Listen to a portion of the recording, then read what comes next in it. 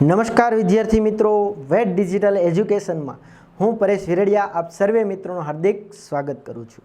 મિત્રો, આપણે જોઈ રહ્યા છીએ ધોરણ 9 વિષય સામાજિક વિજ્ઞાન, જેમનો પાઠ 2 પ્રથમ વિશ્વયુદ્ધ અને રશિયન ક્રાંતિ, જેમાં આપણે આગળ પ્રશ્ન જોઈ ગયા મિત્રો કે ભાઈ પ્રથમ વિશ્વયુદ્ધ થવા પાછળના કારણો શું હતા, એની સંપૂર્ણ ચર્ચા કરી। હવે આપણે આ વિડીયો લેક્ચરમાં જોવાનું છે કે ભાઈ પ્રથમ વિશ્વયુદ્ધનું પરિણામ શું આવ્યું। તો કે ભાઈ પ્રથમ વિશ્વયુદ્ધ તો શરૂ થઈ ગયું, પણ એના પરિણામો કેટલા આવ્યા, શું શું આવ્યા, એની ચર્ચા આપણે આ વિડીયો લેક્ચરમાં કરવાની છે। તો ચાલો જોઈએ કે ભાઈ 1 ઓગસ્ટ 1914માં શરૂ થયેલા પ્રથમ વિશ્વયુદ્ધનો 11 નવેમ્બર 1918ના રોજ અંત આવ્યો। ક્યારે? તો કે યાદ રાખજો, 1 ઓગસ્ટ 1914ના રોજ જે પ્રથમ વિશ્વયુદ્ધ શરૂ થયું હતું અને એનો અંત ક્યારે આવ્યો? 11 નવેમ્બર 1918, એટલે કે 14 થી 18 4 વર્ષથી આ યુદ્ધ ચાલેલું। અને આ યુદ્ધમાં જર્મની અને ધરી રાષ્ટ્રોનો પરાજય થયો અને મિત્ર રાષ્ટ્રોનો વિજય થયો। એટલે શું કહે છે? તો કે જે જર્મનીના જે પક્ષે હતા એ બધા રાષ્ટ્રોનો હાર થઈ અને મિત્ર રાષ્ટ્રો જે ગ્રુપ બધું બનેલું, ઇંગ્લેન્ડ, રશિયા, તો આ બધા દેશો, જાપાન, આ બધા દેશોનું શું થઈ? તો કે જીત થઈ। જોઈએ પ્રથમ વિશ્વયુદ્ધના પરિણામો કયા કયા હતા। તો પેલું તો જાનમાલની હાનિ। જાનમાલની હાનિ કઈ કઈ થઈ તો એની ચર્ચા કરીએ। તો કે ભાઈ ઇતિહાસવિદ લેંગસમના જે જણાવ્યા પ્રમાણે યુદ્ધમાં 6.5 કરોડ લોકોએ ભાગ લીધો હતો, તેમાં 1 કરોડ લોકો છે એ મૃત્યુ પામ્યા અને 2 કરોડ લોકો અને 70 લાખ લોકો છે એ કાયમી અપંગ બન્યા અથવા ઘવાયા। એટલે કે શું કહે છે કે ભાઈ જે ઇતિહાસવિદ છે, કોણ? કે લેંગસમ છે, એમણે જણાવ્યું છે કે એવું એણે જણાવ્યું હતું કે ભાઈ પ્રથમ વિશ્વયુદ્ધમાં કેટલા લોકોએ ભાગ લીધો હતો? તો કે ભાઈ વિશ્વયુદ્ધ છે એટલે વિશ્વના ઘણા ખરા દેશો લગભગ જનરલી આ બધા યુદ્ધમાં જોડાયેલા હોય, તો 6.5 એટલે 6.5 કરોડ લોકોએ છે ભાગ લીધો હતો, જેમાં 1 કરોડ લોકો તો મૃત્યુ પામ્યા હતા, 1 કરોડથી વધારે। પછી તો કે ભાઈ 1.5 કરોડ એટલે કે 2 કરોડ અને 70 લાખ જેટલા લોકોએ ઘવાયા હતા અથવા કાયમી અપંગ બન્યા હતા। યુદ્ધ પછી અસંખ્ય લોકોમાં રોગચાળો અને ભૂખમરાના મૃત્યુ પામ્યા અને યુદ્ધના ખર્ચોમાં આંકડાઓ ઘણા મોટા હતા। એટલે કે આના પરિણામ અંતર્ગત યુદ્ધ પછી ઘણા લોકો શું થયું તો કે લોકોમાં રોગચાળો ફાટી નીકળ્યો, આ બધા લોકોનું મૃત્યુને એ બધા શું પડવા લાગ્યા? માંદા પડવા લાગ્યા અને ઘણા લોકો ભૂખમરાને લીધે, કેમ કે હવે જેટલું પણ હતો ખર્ચો બધા કેમાં થઈ ગયા હતા? યુદ્ધમાં, એટલે કે ભૂખમરાને કારણે મૃત્યુ પામવા લાગ્યા અને યુદ્ધમાં ખર્ચાઓ પણ ઘણા ઊંચા હતા, આંકડાઓ પણ ઘણા મોટા હતા, એવું કહી શકાય। નેક્સ્ટ જોઈએ, બીજું છે સામાજિક પરિવર્તન। તો કે ભાઈ વિશ્વયુદ્ધમાં મોટી સંખ્યામાં પુરુષો માર્યા ગયા હતા હોવાથી યુરોપના દેશોમાં પુરુષોની સંખ્યા ઘટી ગઈ।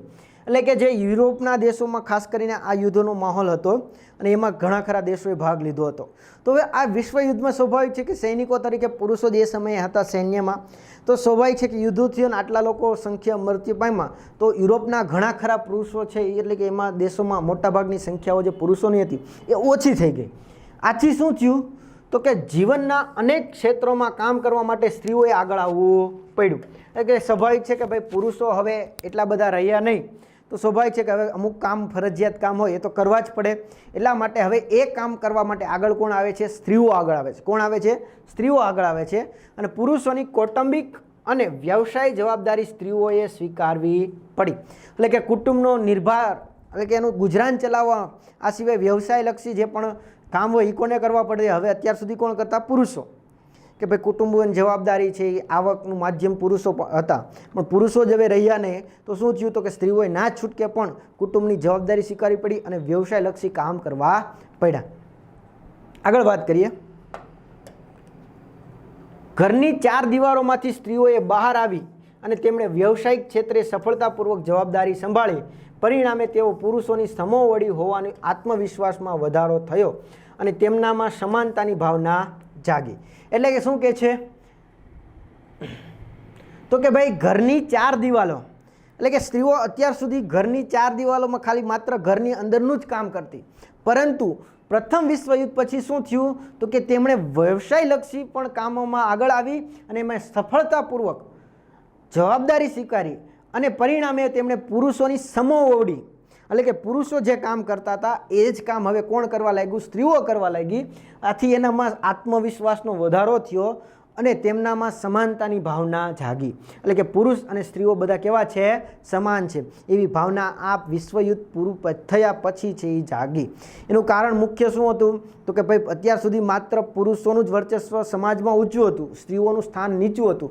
એમને માત્ર ને માત્ર ઘરની 4 દિવાલોમાં જ કામ કરવાનું. પણ આ ઘટનાથી સ્ત્રીઓ આગળ આવી, એમાં આત્મવિશ્વાસનો વધારો થયો અને એ પુરુષ અને સ્ત્રીઓની સમાન છે એમ માનવા લાગ્યું. યુરોપિયન દેશોમાં સ્ત્રીઓએ મતાધિકાર મેળવવા માટે આંદોલન પણ થયા. જુઓ, એટલે કે હવે આગળ આવી ગઈ. આ સિવાય સાથે સાથે તો કે ભાઈ હવે આપણે આગળ આવવું જોઈએ ને આપણે દેશના ઊંચા હોદ્દાઓમાં પણ આપણે હોવા જોઈએ. એ માટે ભાઈ અત્યાર સુધી માત્ર ગઈ મતાધિકાર એટલે કે ખાલી માત્ર પુરુષોને જ મત આપવાનો અધિકાર હતો, પણ સ્ત્રીઓએ પણ હવે નક્કી કર્યું કે ભાઈ અમારે પણ હવે મત અધિકાર જોઈએ, અમે પણ પુરુષોની સમોવડી છીએ એટલે કે સમાન છીએ, તો અમને જે પુરુષોને જે હકો મળેલા છે એ સ્ત્રીઓને હક મળવા જોઈએ. એ અંતર્ગત એણે આંદોલન પણ ચાલુ કરી દીધા કે ભાઈ અમને પણ મત આપવાનો અધિકાર મળવો જોઈએ. નેક્સ્ટ જોઈએ, યુદ્ધ દરમિયાન જીવન જરૂરિયાતોની ઉત્પાદન ઘટ્યું, તેથી યુરોપિયન દેશોમાં અછત, બેકારી, ભૂખમરો, હડતાલ, તાળાબંધી જેવી સમસ્યાઓ સર્જાઈ અને લોકોને અનેક મુશ્કેલીઓ વેઠવી પડી. એટલે કે શું કહે છે કે ભાઈ યુદ્ધ દરમિયાન જીવન જરૂરિયાતની જે પણ ઉત્પાદનની વસ્તુઓ હતી એ ઉત્પાદન ઘટ્યું, કેમ કે બધા લોકો યુદ્ધમાં ઇન્વોલ્વ હતા, જોડાયેલા હતા, તો સ્વાભાવિક છે કે અમુક વસ્તુનું જે ઉત્પાદન થતું એ થઈ શક્યું નહીં. એટલે કે જીવન જરૂરી વસ્તુનું ઉત્પાદન ઘટ્યું, તેથી યુરોપના જે દેશો હતા એમાં વસ્તુની અછત થવા લાગી, બેકારી થઈ, ભૂખમરો જવા લાગ્યો, આ સિવાય હડતાલો થવા લાગી કે ભાઈ વસ્તુ મેળવવા અમને વસ્તુ આપો. આ સિવાય તાળાબંધી થઈ એટલે કે અમુક વસ્તુમાં એ વસ્તુ કોઈ વસ્તુ પૂરી ના પાડી શકે એટલે કંપની છે એને તાળું લાગી જતું. એટલે આવી બધી સમસ્યાઓ સર્જાય અને આને લીધે લોકોને ઘણી બધી મુશ્કેલીઓ પણ વેઠવી પડી. આ સિવાય યુરોપના દેશોમાં બાળકોની સ્થિતિ પણ દયનીય બની ગઈ. એટલે કે અમુક જે એ સમયમાં જે બાળકો હતા એમને પણ આ વસ્તુઓ છે ભૂખમરો, ગરીબીને શિકાર બન્યા અને એ વસ્તુ જીવન જરૂરી વસ્તુ એને મળતી ઓછી થઈ ગઈ. ત્રીજું જોઈએ, જૂન 1919ની વસેલ્સની સંધિ ખાસ મહત્ત્વની છે. તમને ખાલી માત્ર 2 ગુણમાં પણ પૂછે છે મિત્રો કે ભાઈ વસેલ્સની સંધિનું વર્ણન કરો, તો પણ આપણે યાદ રાખવું પડશે. જૂન 1919ની વસેલ્સની સંધિ એણે કયો ભાગ ભજવો? તો કે ભાઈ 1919માં ફ્રાન્સની રાજધાની પેરિસમાં મળેલ મિત્ર રાષ્ટ્રોએ શાંતિ પ્રક્રિયા હાથ ધરી, જે પેરિસ શાંતિ સંમેલન તરીકે પ્રસિદ્ધ બન્યું. એટલે કે 1919ની જે સાલ છે એમાં ફ્રાન્સની જે રાજધાની કઈ છે? પેરિસ. એમાં એક મિત્ર રાષ્ટ્રો એટલે કોણ? ઇંગ્લેન્ડ, રશિયા, ફ્રાન્સ, જાપાન, આ બધા જીતેલા રાષ્ટ્રો છે, એ મિત્ર રાષ્ટ્રો તરીકે ઓળખાતા. તો એ રાષ્ટ્રોએ એક શાંતિની પ્રક્રિયા કે ભાઈ હવે આવું થાય નહીં એ માટે એમણે પ્રક્રિયા શરૂ કરી કે ભાઈ એવા નિયમો બનાવીએ, એવું કંઈક સંમેલન બન્યું. એ માટે એમણે કામકાજ શરૂ કર્યા, હાથ ધરી એટલે કે કામકાજ કર્યા અને એને કહેવાય છે પેરિસ શાંતિ સંમેલન. ઓકે, નેક્સ્ટ, તેમાં 58 જેટલા કમિશનોની રચના થઈ. એટલે કેટલા કમિશન રચાયા? એમાં 58 જેટલા કમિશનની રચના થઈ. તેમાં 145 જેટલી બેઠકો થઈ. કેટલી? 145 જેટલી બેઠકો યોજવામાં આવી. અને આ શાંતિ સંમેલનમાં જર્મની સાથેની સમજૂતી વસેલ્સ સંધિને એટલે કે શીશ મહેલ મિરર પેલેસમાં કરવામાં આવી હતી, તેથી તેને વસેલ્સની સંધિ તરીકે ઓળખવામાં આવે છે. એટલે કે આ શાંતિ સંમેલનમાં 58 જેટલા કમિશનો રચના થઈ, 145 જેટલી બેઠકો યોજાણી અને આ અંતર્ગત જર્મનીની શું થઈ હતી? પ્રથમ વિશ્વયુદ્ધમાં હાર થઈ હતી. તો આ જર્મની સાથે શું કરવામાં આવી? સમજૂતી. અને કયા જગ્યાએ કરવામાં આવી હતી? તો કે વસેલ્સનો જે શીશ મહેલ હતો, મિરર પેલેસ, કાચનો બનાવેલો મહેલ, એને મિરર પેલેસ અથવા વસેલ્સનો શીશ મહેલ કહેવામાં આવતો. આથી આને શું કહેવા લાગ્યું? કહેવાનું તો કે વસેલ્સની સંધિ તરીકે ઓળખાવા લાગી.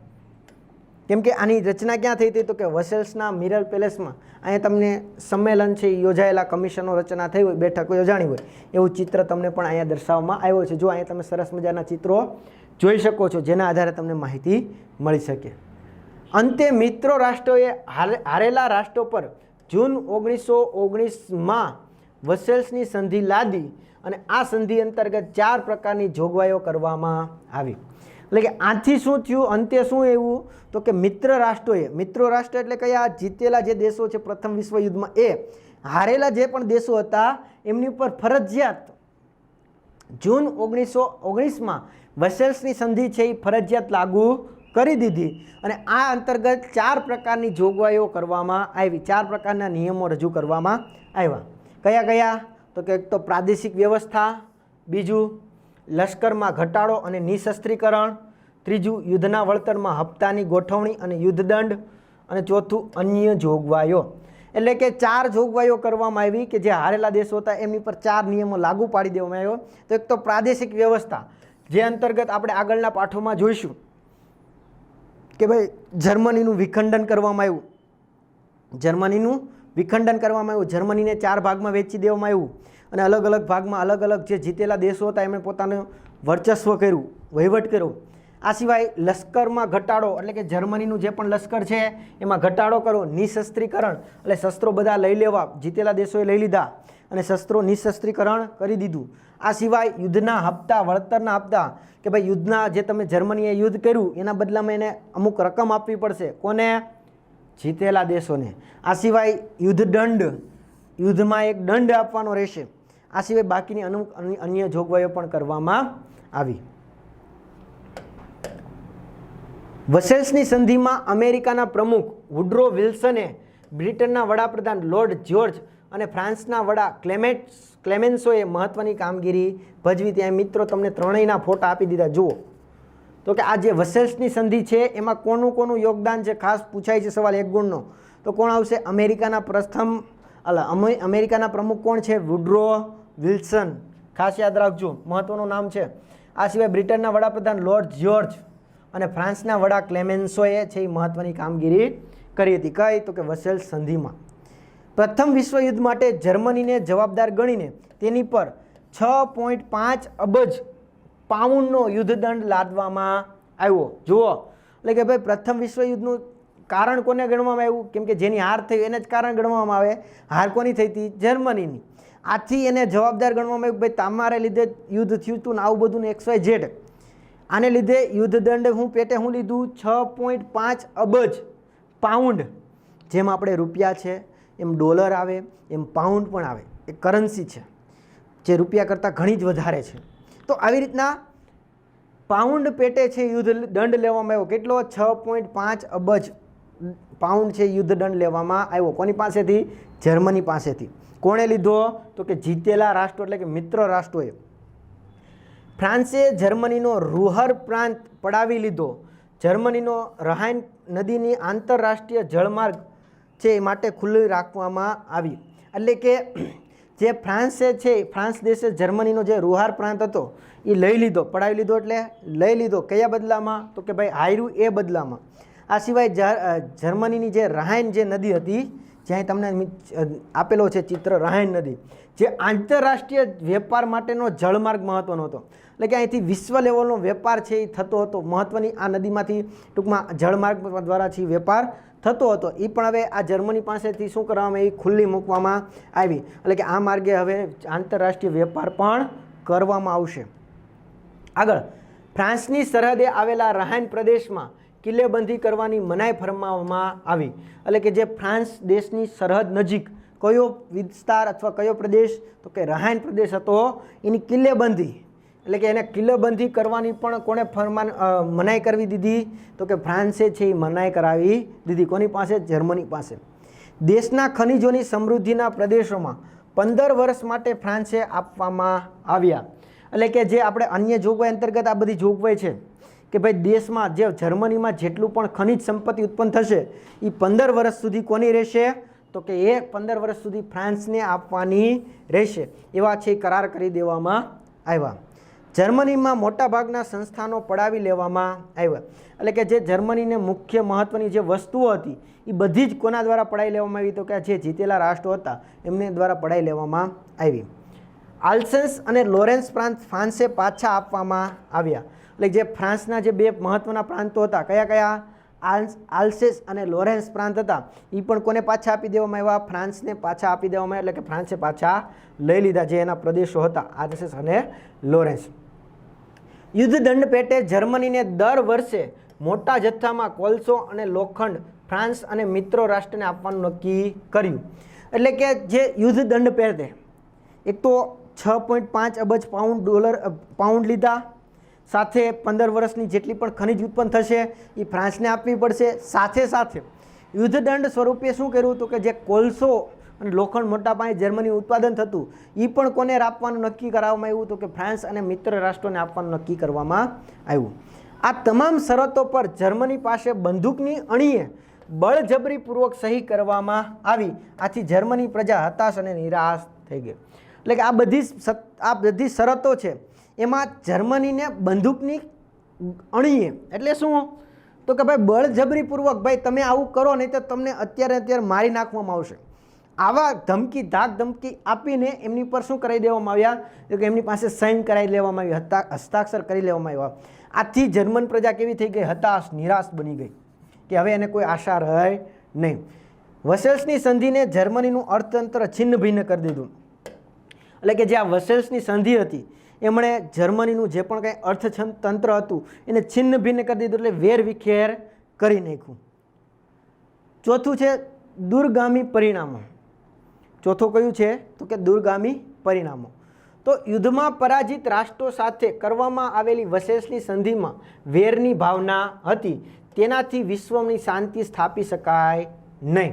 એટલે કે એના પછીના કયા પરિણામો, દૂરગામી પરિણામો, બીજા કયા પરિણામો આવ્યા તો કે એક તો વસેલ્સની સંધિ જે કરવામાં આવી હતી પરાજિત રાષ્ટ્રો સાથે, એટલે કે જે હારી ગયેલા રાષ્ટ્રો હતા એમની સાથે વસેલ્સની સંધિ કરવામાં આવી, એમાં એક વેરની ભાવના હતી, લઈ લેવાની ભાવના હતી. તો એ ભાવનાને લીધે જે એ લોકોએ કીધું હતું શાંતિ સ્થાપવાનો હેતુ હતું, પણ એવો કંઈ દેખાતો હતો નહીં. આથી વિશ્વમાં શાંતિની ભાવના સ્થપાઈ નહીં, કેમ કે જર્મની પાસેથી એટલી બધું વેરવિખેર કરવામાં આવ્યું અર્થતંત્ર અથવા એટલી બધી વસ્તુ લેવામાં આવી, એટલે કે લોકો છે એમાં એક શું થવા લાગ્યું, ગુસ્સો થવા લાગ્યો. આ કયા દેશો વિરુદ્ધ તો કે મિત્ર રાષ્ટ્રો વિરુદ્ધ.